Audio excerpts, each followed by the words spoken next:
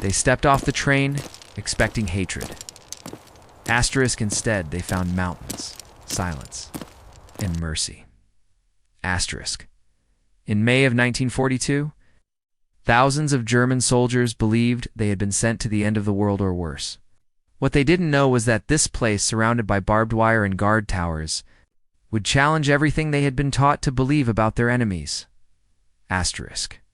This is the forgotten story of how Canada became home to the largest concentration of German prisoners of war in its history, and how captivity there felt more humane than freedom back home. Asterisk. May 1942, Southern Alberta. Asterisk. A long Canadian Pacific Railway train grinds to a halt near Ozata. On land belonging to the Stoney Nakoda First Nation, one by one, train doors slide open. Out step German soldiers, dust-covered, exhausted, and defeated. Asterisk. They are prisoners of war, captured thousands of kilometers away in North Africa. Soldiers of the Wehrmacht, Luftwaffe pilots, Kriegsmarine sailors. Many were taken during the collapse of German forces after the defeat of Rommel's Afrika Korps. Until recently, these men believed Germany was unstoppable. Asterisk. Now, they are captives on the Canadian prairie. Asterisk. As they step onto the grassland, they see rows of canvas tents stretching into the distance. Beyond them, guard towers, barbed wire, and far to the west looming quietly the Rocky Mountains. Asterisk. There are nearly 10,000 prisoners arriving in this single transfer. Eventually, more than 12,600 German POWs will be packed into 3,400 tents at Ozata. 28 guard towers encircle the camp. It becomes, at that moment, the largest gathering of enemy soldiers ever held on Canadian soil. The men brace themselves. They expect brutality. Asterisk. For years, Nazi propaganda had warned them about Allied captivity. Berlin told them stories of starvation, beatings, humiliation, forced labor, and cruelty. Prison camps, they were told, were places where German soldiers were slowly destroyed. Asterisk. Many believed death would be preferable. Asterisk. What they encountered instead was something none of them had. Prepared for asterisk, the guards waiting for them were not young. Angry men, eager for revenge. They were old. Many were veterans of the First World War, members of the Veterans Guard of Canada. Too old to fight overseas again, but still strong enough to guard camps. These men had fought Germans once before in the trenches of France and Belgium. They remembered the mud, the shells, the gas, and the fear. And they remembered something else, too. That the enemy soldiers across no man's land had suffered just as much as they had. Asterisk. These guards did not see monsters stepping off the trains. They saw soldiers, men who had followed orders, just as they once had. They carried rifles, but not hatred. Authority, but not cruelty. Asterisk. From the first day, the rules were clear. Everything would follow the Geneva Convention. Signed in 1929. The convention laid out strict requirements for the treatment of prisoners of war. Humane conditions, adequate food, proper shelter, medical care, protection from abuse, the right to practice religion, the right to retain rank and insignia. Canada did not treat these rules as suggestions. It treated them as law. Asterisk. The prisoners received full rations, often the same as Canadian soldiers. They were given medical treatment when ill or injured. They were allowed recreation, education, and cultural activities. Physical punishment was forbidden. Asterisk. And soon, something unexpected became obvious. Asterisk. The prisoners were eating better than Canadian civilians. Asterisk. Wartime rationing had tightened food supplies across the country. Butter, meat, sugar, everything was limited. But POW rations were protected under international law. Local civilians noticed. Some were angry.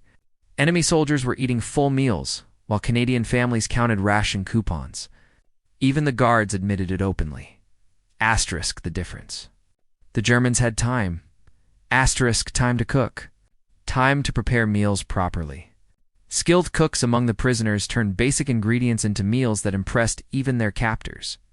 Veterans guards ate the same food and quietly admitted the German kitchens produced better results. Asterisk. Resentment simmered, but Canada complied with the law.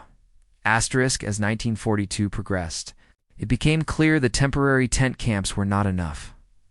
Asterisk. By November, construction finished on two massive permanent facilities: Camp 133 near Lethbridge and Camp 132 at Medicine Hat. Asterisk.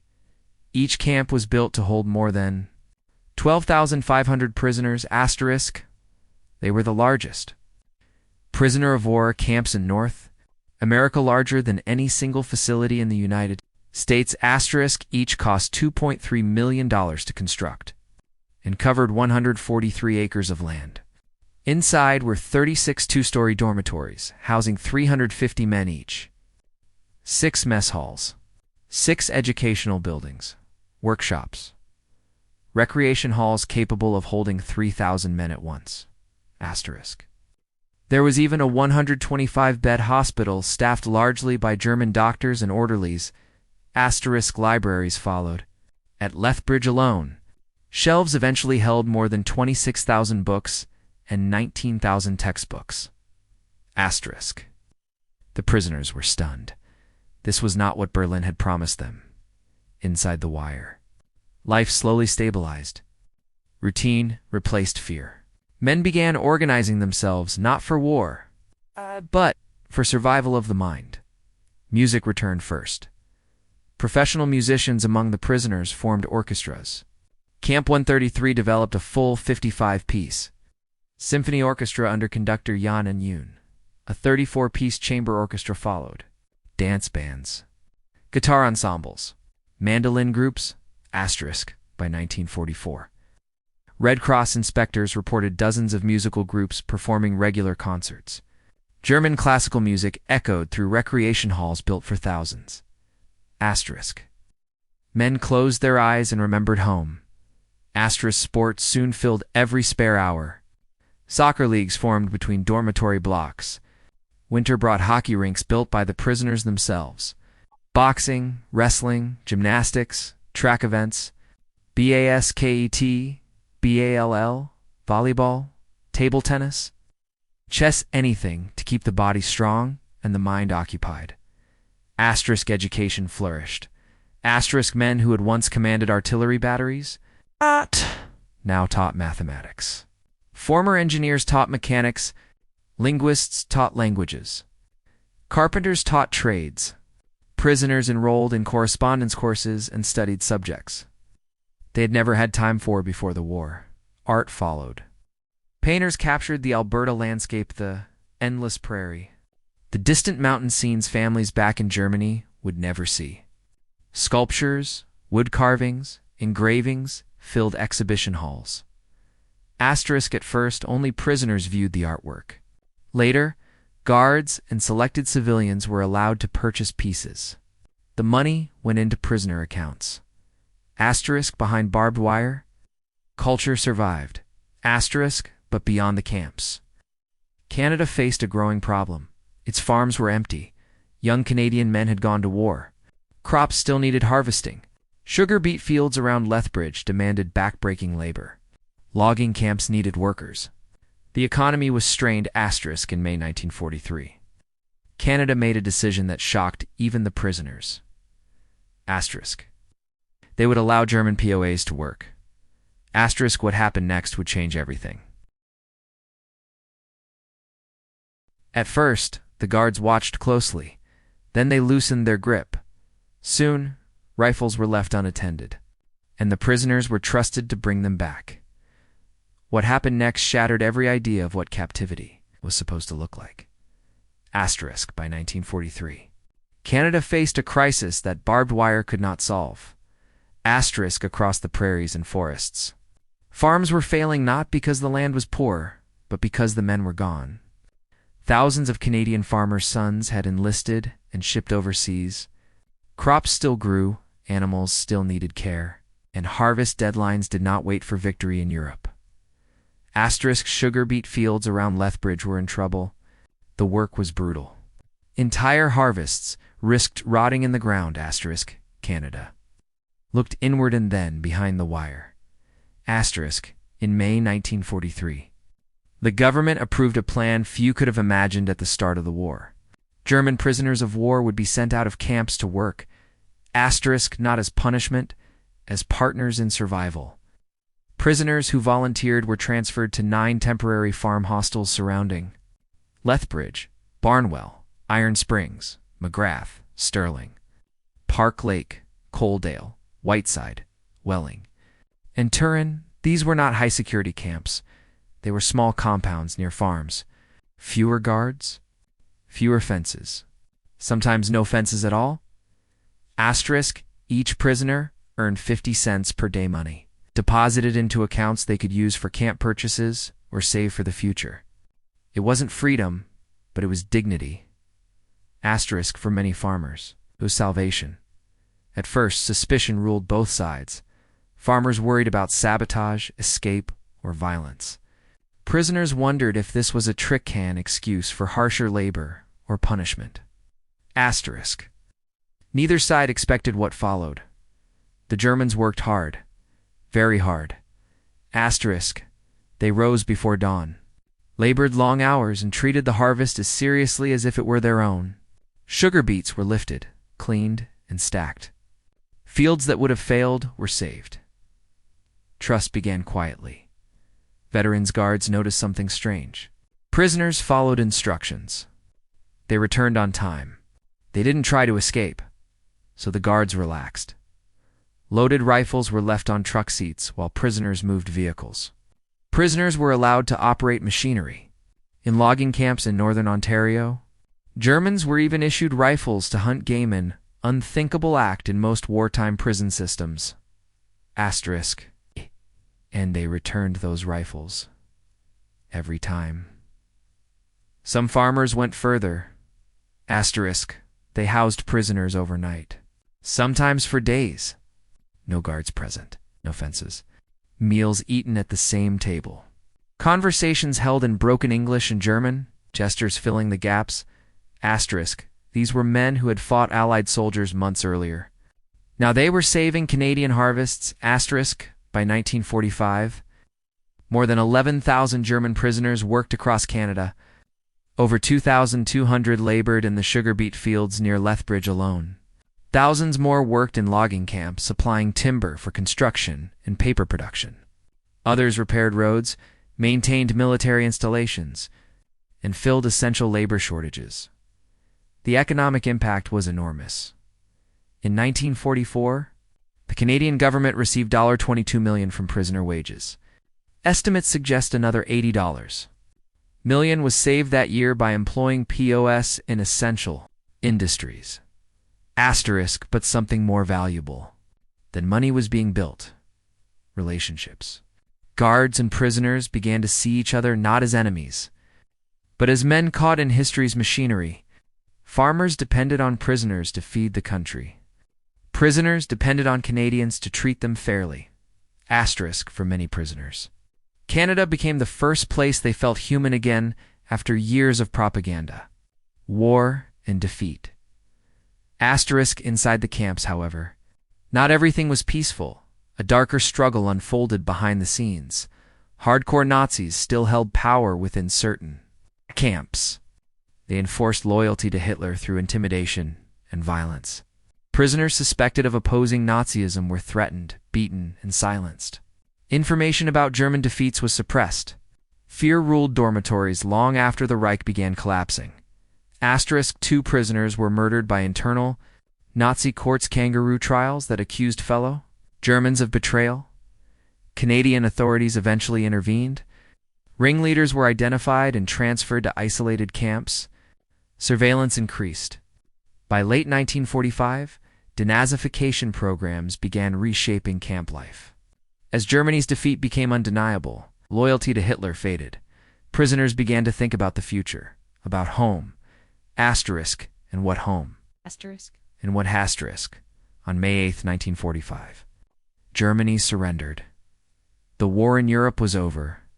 Across Canada, Approximately 34,000 German prisoners waited for news. Everyone assumed repatriation would be immediate. The men would go home, rebuild their lives, and disappear into history. But letters began arriving, and the news was devastating.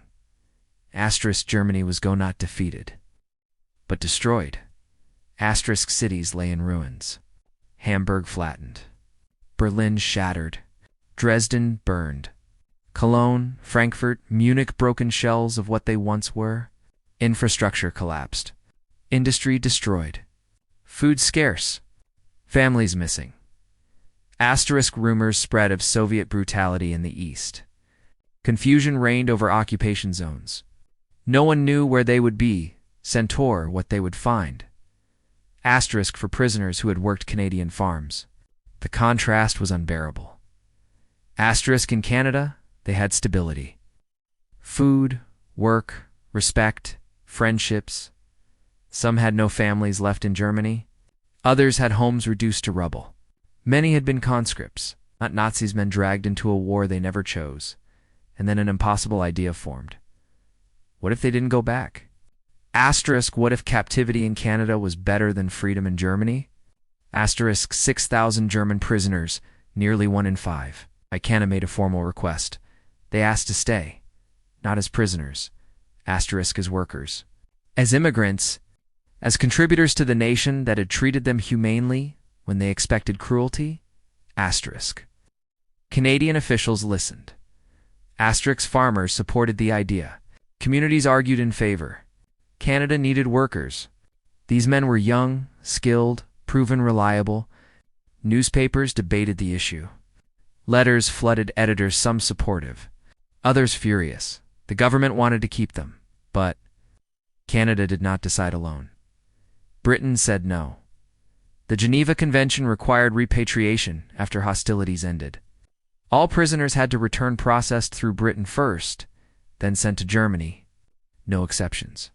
International law could not bend and so, despite everything they had built, the answer came. They had to leave.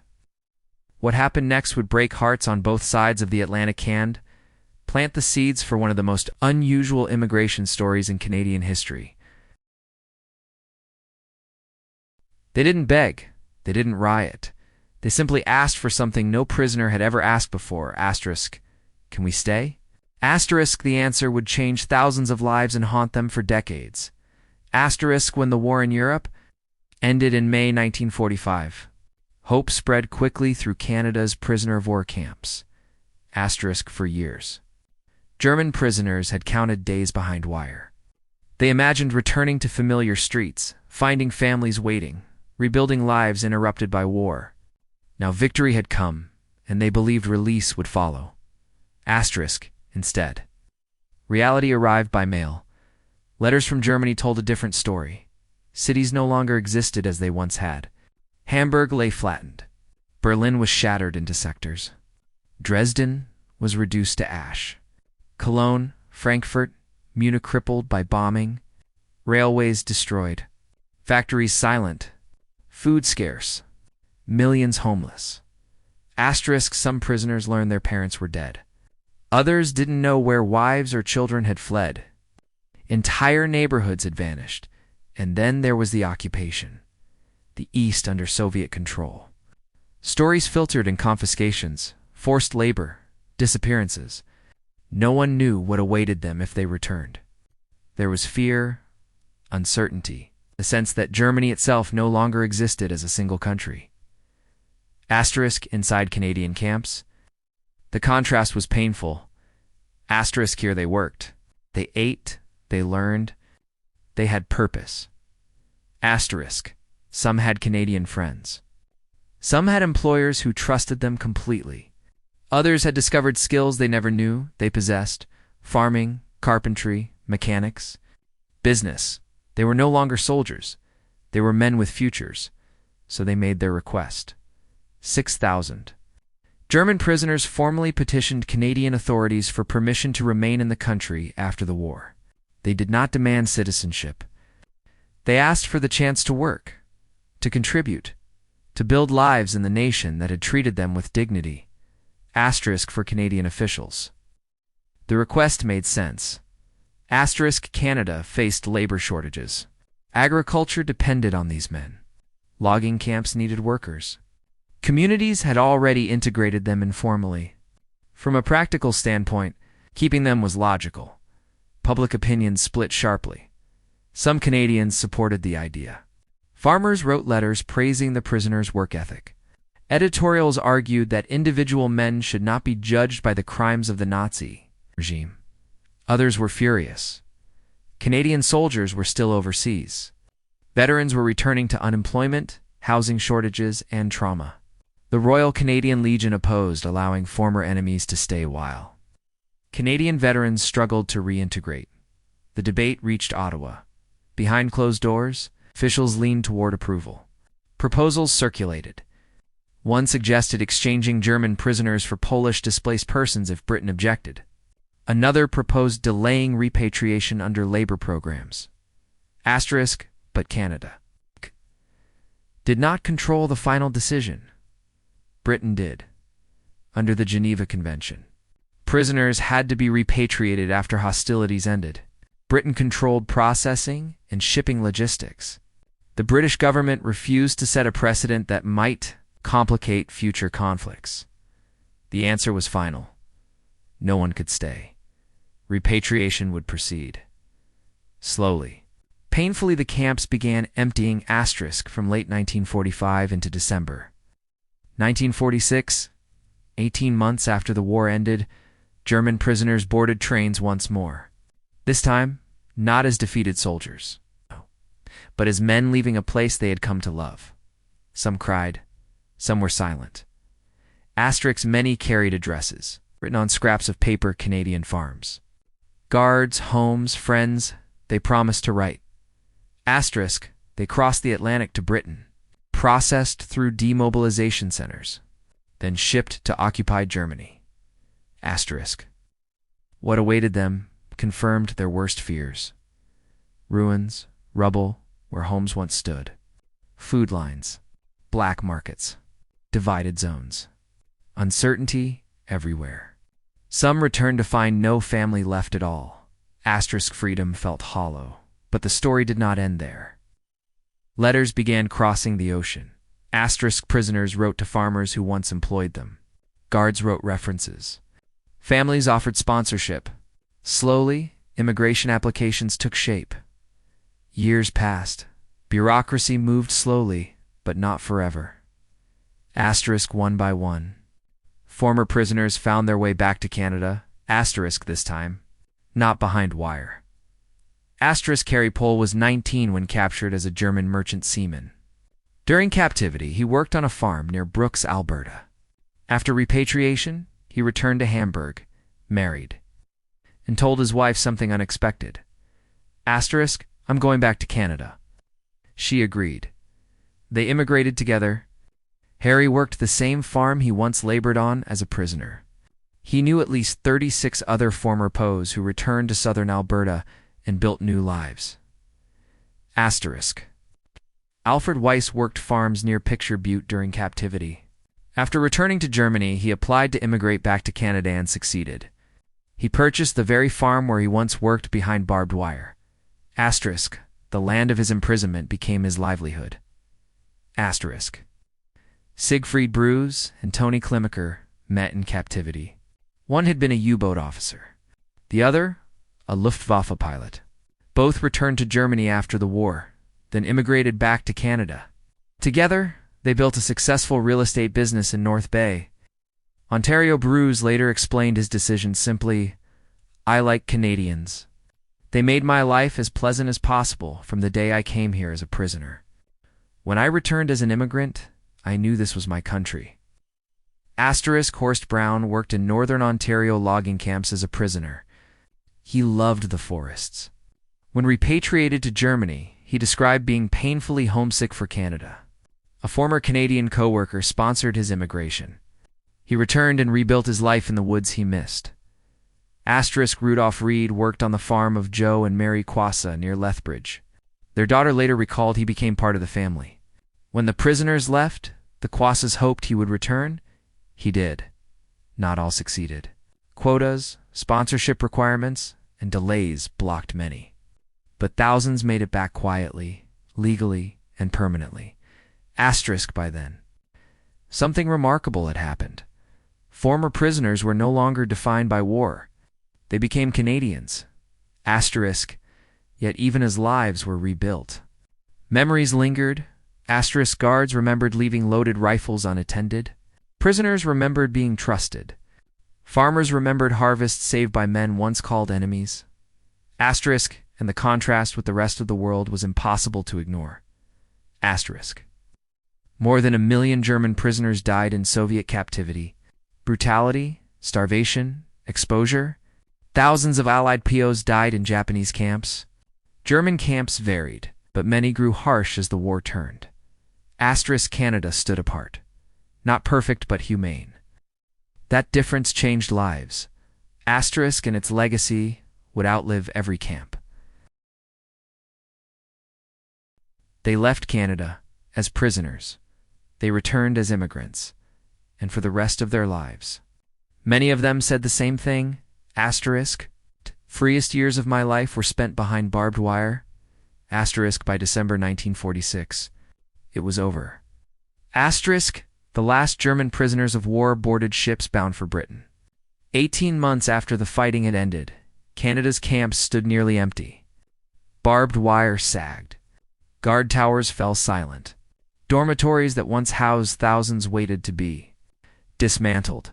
International law had been obeyed. Human. Reality had been ignored. Asterisk every one of the 6,000. Men who asked to remain in Canada had been forced to leave. Britain insisted. The Geneva Convention demanded repatriation. Precedent mattered more than personal history. The ships sailed east, and when the men finally reached Germany, they stepped into a country that barely resembled the one they had left. Asterisk entire cities were fields of rubble. Families were scattered. Food was rationed at survival levels. The economy did not exist. Identity itself felt broken. Germany divided not only by occupation zones, but by guilt, shame, and loss. Asterisk for many former prisoners. The return was a second defeat. Asterisk they had not been Nazis. They had been conscripts. Teenagers, sailors, pilots, farm boys pulled into a war that consumed Europe. Now they were told to rebuild lives in a place that no longer felt like home. Asterisk. And they could not stop thinking about Canada. Asterisk about Alberta skies. Ontario forests. Prairie farms. Guards who treated them like men instead of enemies. Farmers who trusted them with keys, equipment, and loaded rifles. Communities that judged them by their actions, not their uniforms. Letters crossed the Atlantic. Slowly at first, then steadily, asterisk former prisoners wrote to farmers asking for sponsorship. Guards wrote references. Canadian families remembered names and faces. Immigration applications were filed, rejected, resubmitted, delayed, approved. Years passed, and then they came back. Not as captives, as citizens in waiting. Asterisk. Harry Pohl returned in 1951, once a 19-year-old prisoner working a farm near Brooks, Alberta. He came back with his wife and resumed life where it had been interrupted. He wasn't alone. Dozens of former prisoners returned to southern Alberta, quietly integrating into communities that already knew them. Asterisk Alfred Weiss did something even more remarkable. The land he once worked while under guard, he bought it. The farm that had been part of his captivity became his property, his livelihood. His future, Siegfried Bruce and Tony Clemacar returned to Canada and built a successful real estate business in North Bay, Ontario. They employed Canadians, paid taxes, raised families. Bruce later explained his choice without bitterness or ideology. Canada felt like my country. You could build something there. You could become something. Asterisk Horst Brown returned to the forests of northern Ontario after being sponsored by a former co-worker from a logging camp. He rebuilt his life among the trees he had missed while standing in Germany's ruins. Asterisk. Rudolph Reed reunited with the Quassa family near Lethbridge, where he had once worked as a prisoner. Decades later, the family's daughter remembered him not as a POW but as family. Asterisk, not everyone returned. Some were blocked by quotas. Others lacked sponsors. Some died before paperwork cleared. But thousands found their way back across the Atlantic. They voted with their feet. They chose the nation that imprisoned them with dignity over the nation that freed them into devastation. Asterisk, meanwhile, Canada moved on. The camps disappeared. Lethbridge and Medicine Hat were redeveloped. Dormitories dismantled. Guard towers removed. Barbed wire torn down. Roads and buildings replaced places where thousands once lived. Asterisk, only traces remained: concrete slabs and fields. Artifacts in museums, paintings, and carvings tucked away in archives. Asterisk, by 1971. Canada transferred the remains of 137 German prisoners who died in captivity to a German war cemetery in Kitchener, Ontario.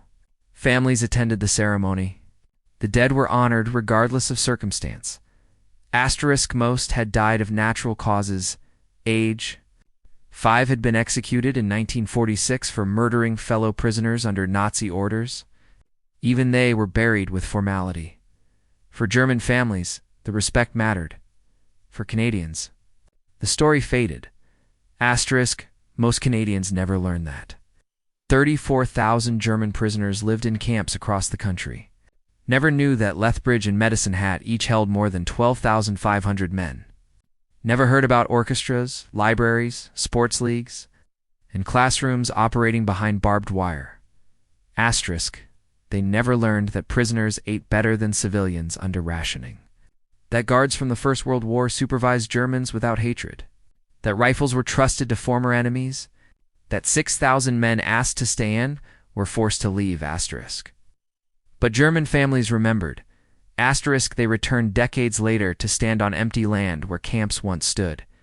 They thanked Canadians for kindness shown to fathers and grandfathers during the worst years of their lives. They passed down stories about hockey games in winter, concerts in recreation halls, farmers who trusted them, guards who remembered the trenches and refused to repeat the cruelty of the past. Asterisk. The contrast with other wartime experiences became clearer with time. Asterisk. Over 1 million German prisoners died in Soviet captivity. Thousands of Allied prisoners perished in Japanese camps. Brutality defined much of wartime imprisonment. Canada was different, not because Canadians were perfect, but because they chose to follow the law, and then go beyond it. They proved that adherence to the Geneva Convention was not weakness. It was foresight. Asterisk, the Royal Canadian Legion had opposed allowing prisoners to stay. Many veterans struggled after returning home. Their anger was understandable. The debate revealed a nation wrestling with forgiveness, responsibility, and identity. But history rendered its own verdict. Former prisoners became productive citizens. They built farms, businesses, families. They paid back the trust they were given many times over. Asterisk. And they never forgot. Asterisk. They told their children that they learned something unexpected during the war. Asterisk, that the nation you fight for is not always the nation you belong to, that enemies can treat you better than friends, that dignity matters more than ideology. Asterisk, that captivity, when governed by law and humanity, can feel more just than freedom in a broken land. The camps are gone now. The prisoners are gone. Asterisk.